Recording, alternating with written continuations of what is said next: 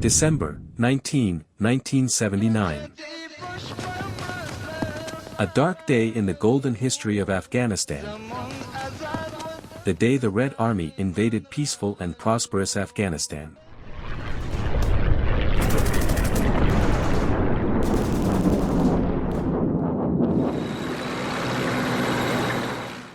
"45 years ago, on December 19, 1979, the first units of the Soviet Red Army entered Afghanistan through the northern port of Haraton. These Red Army forces killed the then leader, Hafizullah Amin, and installed Babrak Karmal in power. The former Soviet Union was so proud of its successes and false glory that it could see nothing but its own triumphs. But their ascent to power began to waver and crumble when they attempted to seize the throat of a living lion in the heart of Asia. The former Soviet Union was embroiled in a war with a country that boasted 5,000 years of golden history, a great nation, and a strong faith, always exuding determination, pride, and glory.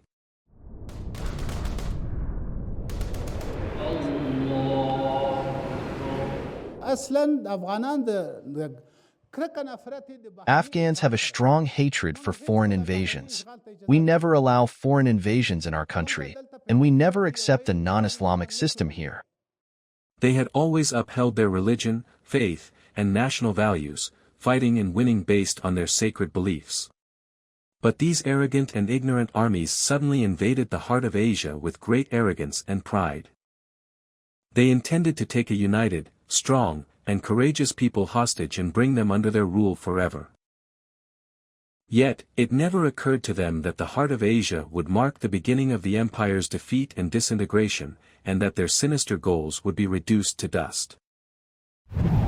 Why did the Soviet Union invade Afghanistan? The idea of reaching warm waters and strategic interests, taking Afghanistan hostage, deep internal differences within the People's Party, distrust in Hafizullah Amin, fear of the Mujahideen, forcefully imposing one's ideology on others. The atrocities and oppressions of the Red Army. It is worth noting that when the Red Pharaoh's armies arrived in Afghanistan, they unleashed such relentless atrocities, oppression, and brutality that the memory of them has yet to fade from the minds and hearts of the people. They committed a massacre on Afghan soil, shedding the blood of millions of innocent people, destroying public facilities, bombing villages and homes, and showing no mercy even to animals and livestock.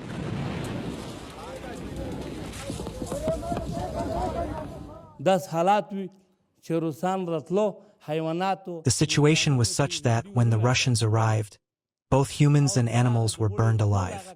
Everything, castles, trees, gardens, and important figures in the country, faced death one by one. They began the massacre.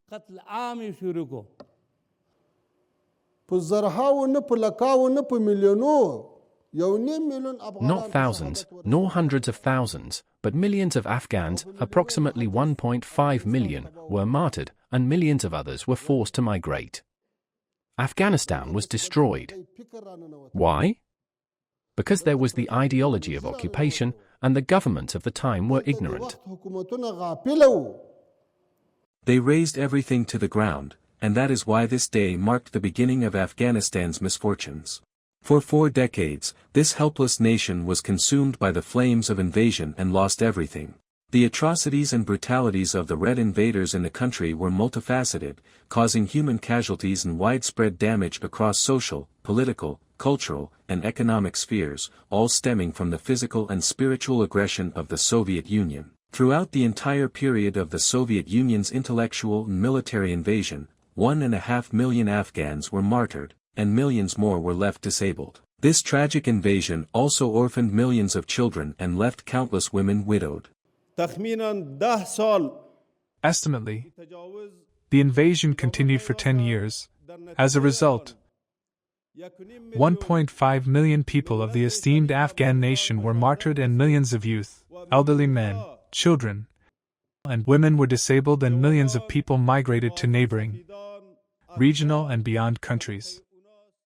The humiliated and defeated Soviet Red Army had assumed that Afghanistan, like other countries, would become its colony and part of its territory. However, they faced fierce resistance from the proud and resilient Afghan warriors. The Afghans displayed such perseverance and skill on the battlefield that the once mighty Red Army was ultimately defeated.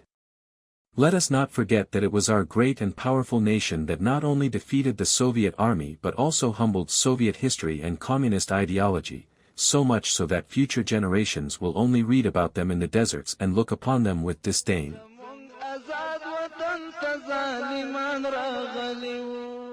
It must be said that with the defeat of the Red Army, a great empire was brought to its knees.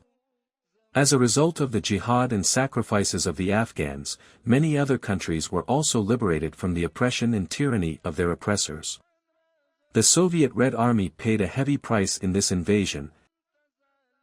It was the help of Almighty Allah that supported the Muslim and united nation of Afghans. Almighty Allah granted them bravery and determination, and they waged a jihadi fight against the invaders. The Russian soldiers stayed in Afghanistan for 10 years. In the end, the sacrifices of the Afghan Muslim nation forced them to leave after a decade. Not only were they defeated here, but Russia also divided into 15 or 16 parts.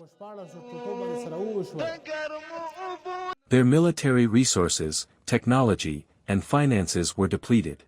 They were defeated by a Muslim nation, suffering a blow to their international credibility.